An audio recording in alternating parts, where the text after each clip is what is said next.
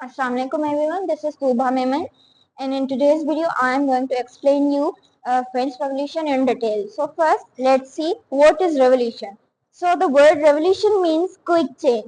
अब हम इसको इस revolution word को quick change भी कह सकते हैं, हम इसको sudden change भी कह सकते हैं और हम इसको fast change भी कह सकते हैं. For suppose अगर किसी सोसाइटी पे किसी सिस्टम में अगर बेजा जुल्म होने लगते हैं और गलत रूल्स एंड रेगुलेशंस अप्लाई होने लगते हैं, तो जब उसमें क्विक चेंज आता है या सडन चेंज आता है, उसको हम वर्ड रेवोल्यूशन का नाम देते हैं. So that's called revolution. If we look at its definition, so इसकी definition क्या होगी? A revolution is a fight against political system, social system, religious system and government system against what? Against unbearable system of the country. तो इसको हम कह सकते हैं कि रेवोल्यूशन एक वार है, एक जंग है. Revolution is a war, kind of war और टाइप ऑफ वार. किसके खिलाफ? पॉलिटिकल सिस्टम के खिलाफ, जो सियासी सिस्टम होता है उनका, सोशल सिस्टम होता है, समाजी सिस्टम, इस्लामी सिस्टम और गवर्नमेंट सिस्टम के खिलाफ. क्यों? जब ये चारों मिलके या अलग अलग जब वो एक सोसाइटी पर, एक सिस्टम पर बेजा जुल्म लगवाने शुरू कर देते हैं, लोगों को उनके हकूक नहीं मिलते, उन पर बेजा जुल्म किए जाते हैं और फजूल से रूल्स एंड रेगुलेशंस अप्लाई किए जाते हैं, तो फिर जब वो अवाम होती है वो उठ खड़ी होती है और इनके खिलाफ आवाज उठाती है, तो हम उसको रेवोल्यूशन का नाम देते हैं. अच्छा, अब आता है कि इट हैज आइडियोलॉजी विजन. अब आइडियोलॉजी विजन से क्या मुराद है कि जैसे कि मैंने आपको बताया कि एक सोसाइटी पर जब बेजा जुल्म होते हैं, नाइंसाफियां होती हैं, रूल्स एंड रेगुलेशंस अप्लाई होते हैं जो वैलिड नहीं होते, तो उसके बाद ये जो सारा सिस्टम चल रहा होता है, जुल्म होता रहता है और कोई बोल नहीं पाता, तब एक बंदा होता है जो इन सब चीजों पे नजर रख रहा होता है कि क्या हो रहा है, किस तरह हो रहा है और क्या क्या चीजें चल रही हैं इस सिस्टम में.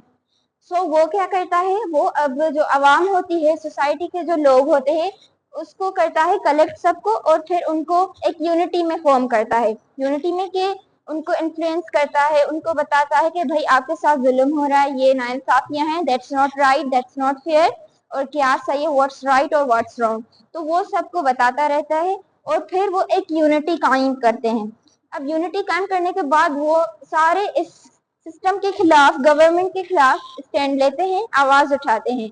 और अब इसको क्या कहते हैं कि it involve support of every class of society, B it commoners, middle class, upper class and lower class. अब जो यूनिटी कायम होती है against the system, against the government, उसमें कौन कौन होते हैं? अब उसमें हर किस्म की कैटेगरी में लोग आ जाते हैं. वो बीट कॉमनर्स भी, वो कॉमनर्स भी हों, वो मिडिल क्लास के लोग भी होते हैं, अपर क्लास के भी लोग होते हैं, लोअर क्लास के भी लोग होते हैं. इट्स नॉट नेसेसरी कि उस यूनिटी में सिर्फ लोअर क्लास के या मिडिल क्लास के लोग होने हैं, उसमें अपर क्लास के भी लोग होते हैं, कॉमनर्स भी होते हैं, क्योंकि ये उनकी सोसाइटी होती है, तो everyone has to take stand for their self. तो अब सबको स्टैंड लेना है, सबको अपने राइट्स चाहिए होते हैं, अपने हुकूक चाहिए होते हैं और उन बेजा जुल्मों और नाइंसाफियों से जान छुड़वानी होती है. तो सब अपना साथ मिलकर एक यूनिटी कायम करते हैं. उसके बाद वो against the government, against the system, उस पर आवाज उठाते हैं. तो this is all about what is revolution. अच्छा, so now let's discuss French Revolution. It began in 1789 to 1799. अच्छा, ये 10 साल तक चला था. When people of France wanted to change the system, which includes aristocratic dominance over common people. अच्छा, French revolution तब start हुआ जब फ्रांस के लोगों ने अपनी गवर्नमेंट के अगेंस्ट यूनिटी फॉर्म की थी. वो अपनी गवर्नमेंट को, अपने सिस्टम को चेंज करना चाहते थे, and they formed the unity and took a stand for themselves. For some reasons वो अपना जो है सिस्टम चेंज करवाना चाहते थे. अब आगे मैं आपको बताऊंगी कि इसकी क्या मेन स्टोरी थी और क्या मेन कॉजेस थे जिसकी वजह से उन्होंने ये रेवोल्यूशन लाने का सोचा. उन्होंने यूनिटी फॉर्म की और अपने गवर्नमेंट को चेंज करना चाहते थे. अच्छा, तो अगर हम इसकी मेन स्टोरी की बात करें कि ये जो फ्रांस का किंग था, किंग लुइस, अच्छा, ये उस वक्त फ्रांस पर हुकूमत कर रहा था. तो उसकी दो ख्वाहिश थी. पहली ख्वाहिश क्या थी कि he wanted to see France at the heights of prosperity. अब वो फ्रांस को पूरे यूरोप, पूरे दुनिया के में बुलंदियों पर देखना चाहता था, तरक्की याफ्ता देखना चाहता था. अब वो कुछ ऐसा काम करना चाहता था کہ پوری دنیا فرانس کو سراہے, پوری دنیا میں فرانس کا نام آ جائے تاکہ فرانس اوپر آ جائے سب سے. اچھا, اب اس کی دوسری خواہش کیا تھی کہ he wanted to control his conspirational courtier. اب وہ جو نا اپنے سازشی درباریوں پر کنٹرول کرنا چاہتا تھا جو اس وقت اس کے تختہ الٹنے کی سوچ رہے تھے, اور وہ ہر وقت کوئی اور نہیں بلکہ سازشوں میں لگے رہتے تھے کہ میں فرانس کے جو بادشاہ تھا کنگ لوئس, اس کا تختہ الٹ جائے. تو اب اس نے کیا کیا, ایک ترکیب سوچی کہ کیوں نہ کچھ ایسا کام کیا جائے جس سے سانپ بھی مر جائے اور لاٹھی بھی نہ ٹوٹے. تو اس نے یہ سوچا کہ ایک محل تعمیر کروایا جائے اور جس کا جو تھا بناوٹ تھی وہ یونانی آرٹ سے ریلیٹڈ ہو, اس میں مجسمے ہوں, اس میں پینٹنگز ہوں, اس میں تصویریں ہوں, کہ وہ دور یونانی آرٹ کا, یونانی کلچر کا دور تھا.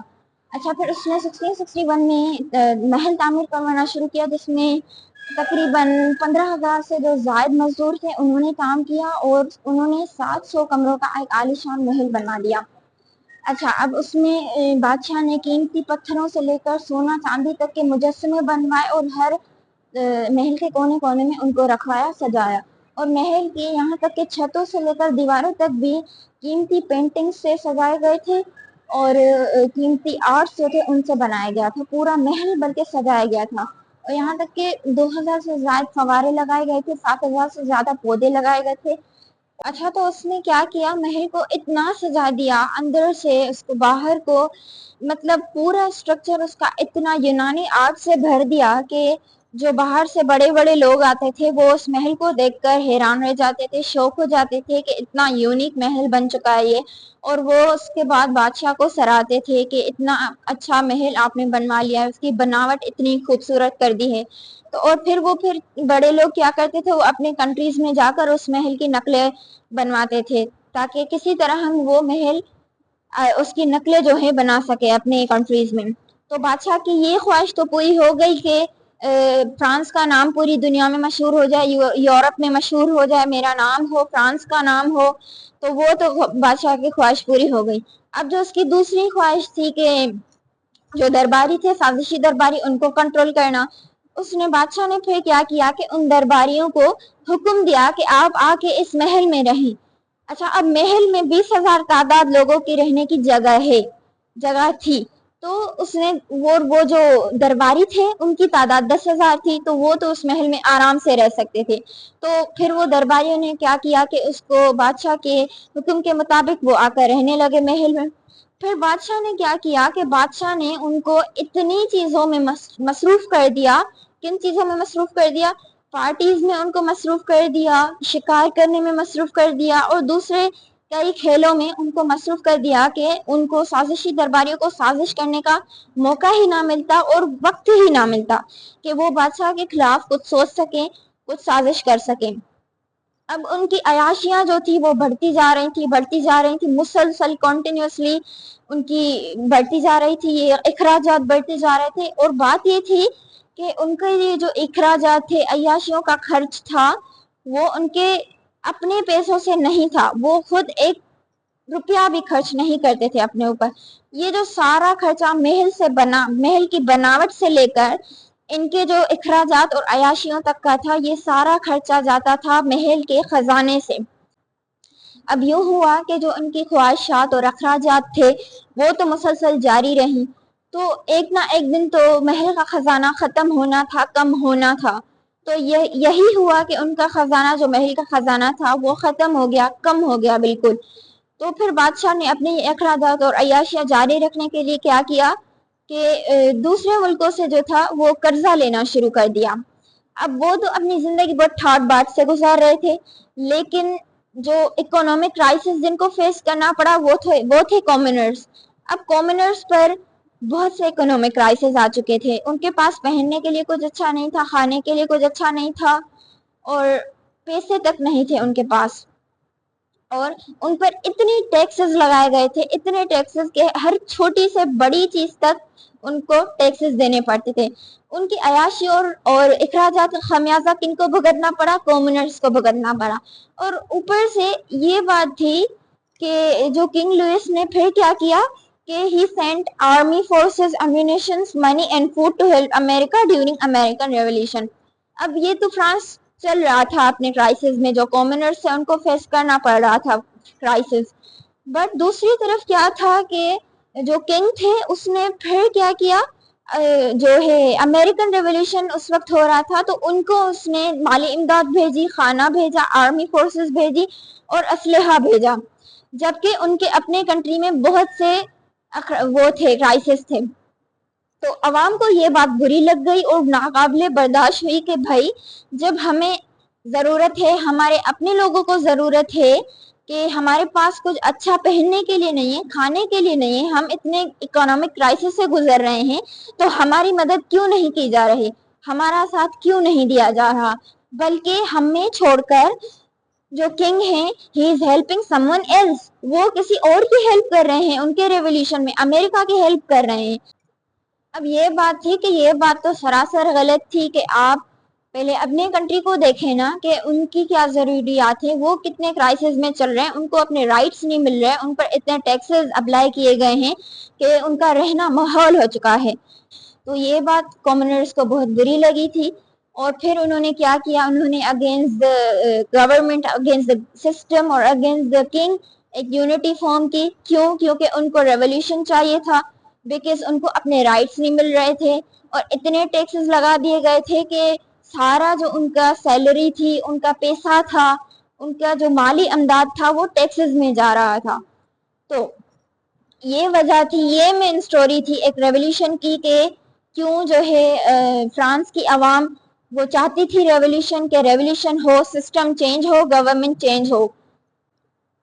So now let's have a look at its main causes. तो इसके मेन कॉजेस क्या थे? Social causes, political causes and economical causes. अब सोशल काजेज में क्या था कि उस वक्त फ्रेंच सोसाइटीज में बहुत इनक्वालिटीज चल रही थी। जैसे जब वो क्राइसिस का दौर चल रहा था तो उस वक्त जो अमीर लोग थे वो अमीर से अमीर तर होते जा रहे थे और जो गरीब लोग थे वो गरीब से गरीब तर। क्योंकि गरीब लोगों को, वर्कर्स को, पीजन्स जो थे उनको इतने टैक्सेस पे करने पड़ रहे थे और जो अमीर लोग थे उनको कोई टैक्सेस पे नहीं करने पड़ रहे थे। और जो चर्च के लोग थे उधर फ्रेंच सोसाइटी में उस टाइम, वो भी बहुत करप्ट हो चुके थे। वो इन अमीर लोगों के साथ और इन पॉलिटिशियंस के साथ पूरे मुल्क को लूट रहे थे। उसके बाद भी ये जो अमीर लोग थे वो गरीब लोगों से बहुत डिसरिस्पेक्टफुल वे में बात करते थे, उनको कोई इज्जत नहीं देते थे और उन पर बेजा जुल्म करते थे। तो एक ये कॉज है, सोशल कॉज है, जिसकी वजह से रेवोल्यूशन हुआ। अच्छा, अब आते हैं सेकेंड कॉज पर, विच इज पॉलिटिकल कॉज। अच्छा, उस वक्त फ्रेंच सोसाइटी में कोई एक खास पॉलिटिकल सिस्टम नहीं बना हुआ था। हर कोई अपने डिपार्टमेंट में अपनी तरफ से रूल्स एंड रेगुलेशंस बनाकर रखता था और उनको दूसरों को अप्लाई करवाने के लिए कहा जाता था। हर कोई बेजा कानून, बेजा रेगुलेशंस, बेजा रूल्स जिनका कोई मतलब ना हो, कोई मकसद ना हो, वो बनाए जाते थे। और वो उनका सीधा असर किस पे पड़ता था? उनका सीधा असर पड़ता था कॉमनर्स पर, वर्कर्स पर, पीजेंट्स पर। क्योंकि ये जो अमीर लोग थे जो ये रूल्स एंड रेगुलेशंस बनाते थे, उन पर खुद पर ये रूल्स अप्लाई नहीं किए जाते थे। वो अपनी लाइफ स्टाइल, अपनी जिंदगी खुद अपनी मर्जी से जीते थे और ये जो रूल्स एंड रेगुलेशंस थे वो सिर्फ कॉमनर्स के लिए थे। तो एक ये भी रीजन है कि फ्रेंच रेवोल्यूशन हुआ, जो चाहते थे फ्रेंच रेवोल्यूशन इसी वजह से चाहते थे। अब इसका तीसरा कॉज है इकोनॉमिकल कॉज। अच्छा, जो बादशाह थे उसके वो बेजा अखराजात और ख्वाहिशों की वजह से आवाम को बहुत से इकोनॉमिकल क्राइसिस फेस करने पड़े। जैसे कि मैंने आपको पहले भी बताया कि इनके जो अयाशियां मुसलसल चल रही थी, इनके जो अखराजात मुसलसल चल रहे थे, वो खजाने, जो महल का खजाना था उनसे चल रहा था, क्योंकि ये अपने खर्च से एक भी रुपया खर्च नहीं करते थे। वो सारा आवाम का जो पैसा, जो खजाना था, वो टैक्सेस से, जो आवाम के टैक्सेस से निकल रहा था, उनसे वो अपना लाइफस्टाइल जी रहे थे। तो उसका सीधा असर भी आवाम पर पड़ा। उनको, उनके पास कुछ भी नहीं बचा था, उनका हाल बेहाल हो चुका था कि वो कुछ खाने के लिए अच्छा उनके पास नहीं था, पहनने के लिए कुछ अच्छा नहीं था। तो ये इकोनॉमिकल कॉज भी था जिनकी वजह से उन्होंने फ्रेंच रेवोल्यूशन डिमांड की थी, उन्होंने चाहा था कि फ्रेंच रेवोल्यूशन हो। अब इसका रिजल्ट क्या था? रिजल्ट जो इसका निकला कि जब आवाम ने डिमांड की कि हमें अपने राइट्स दिए जाएं, हमें अपने हकूक दिए जाएं और टैक्सेस कम किए जाएं क्योंकि हमारे पास अब कुछ भी नहीं बचा, तो यूं हुआ कि किंग लुइस ने जो है एक मीटिंग बिठाई, असेंबली बिठाई, जिसमें बड़े बड़े लोग थे। उन्होंने क्या किया, किंग लुइस ने उनको कहा कि ہمیں کوئی ایسا سولوشن نکالنا چاہیے جس سے جو ہے غریب عوام ہے، جو کامنرز ہیں، وہ ان کا مسئلہ حل ہو سکے اور ٹیکسز کچھ کسی طرح کم کر لیں.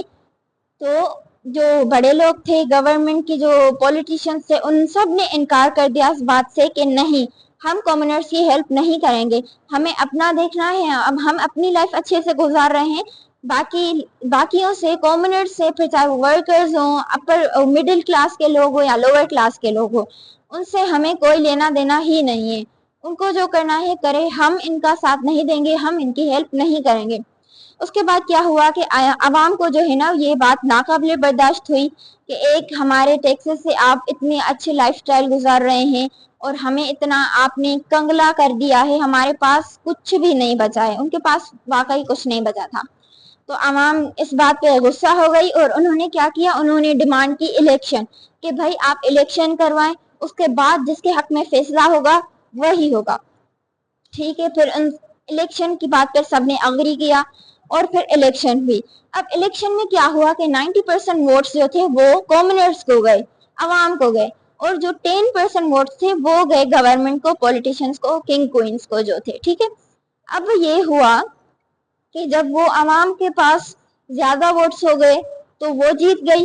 تو یہ ایک بات جو تھی وہ کنگ اور ان پولیٹیشینز اور بڑے لوگوں کو ناقابل برداشت ہوئی. وہ چاہتے تھے کہ ان کے پاس اتنے زیادہ ووٹس کیوں ہوئے، ہمارے پاس کیوں نہیں ہوئے. لیکن جو فیصلہ ہو چکا تھا وہ ہو چکا تھا. تو یہ ہوا کہ جو سسٹم تھا وہ عوام کے ہاتھ میں چلا گیا. اور پھر کچھ یوں ہوا کہ کچھ وقت تک عوام نے وہ حکومت کی، ان سب نے جو رولز اینڈ ریگولیشنز بنائے، قانون بنائے، جو کچھ ٹھیک نہیں چل سکے. مطلب کچھ اچھے چلے، کچھ وقت اچھا چلا، کچھ وقت برا چلا، اپس اینڈ ڈاؤن چلی. اچھا، اس کے بعد کیا ہوا کہ نیپولین آیا، اس کا دور شروع ہوا. لیکن یہ ایک بالکل سیپریٹ ٹاپک ہے. But this was all about French Revolution, that what were its causes, its reasons, اور کیا وجوہات تھی جن کی وجہ سے ریولیوشن آیا. And I hope کہ آپ کو یہ ٹاپک بہت اچھی طرح سے سمجھ میں آیا ہو. Thank you so much.